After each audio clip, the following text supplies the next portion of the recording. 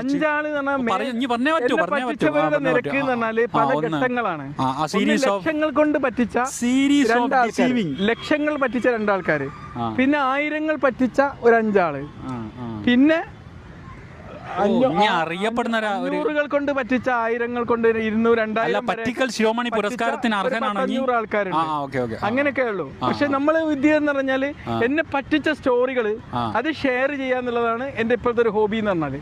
കാരണം എന്താണെന്നറിയോ, അപ്പൊ എനിക്ക് പൈസ പോയാലും യാതൊരു ദുഃഖമില്ല. പച്ച പോയാൽ ദുഃഖിച്ചിരുന്നിട്ട് കാര്യമില്ലല്ലോ.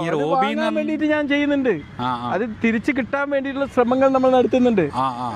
നമ്മൾ ആത്മാർത്ഥമായിട്ട് തന്നെയാണോ ചെയ്യുന്നത്? ആത്മാർത്ഥമായിട്ട് തന്നെയാണ്. കാരണം ആ പണത്തിന്റെ വാല്യൂ എനിക്കറിയാം. അപ്പൊ ഞാൻ എന്തുകൊണ്ടാണ് എന്നെ പറ്റിച്ച ഒരു വ്യക്തിയെ ഞാൻ ശത്രുവായിട്ട് പ്രഖ്യാപിക്കൂല, ഓലെ ശപിക്കൂല. പറ്റിക്കാൻ കഴിയുന്നത് മാത്രമല്ല, ഒരുപാട് ആൾക്കാരെ പറ്റിച്ചു. വീണ്ടും പറ്റിച്ചു. ഞാൻ പറഞ്ഞതെന്നറിയോ,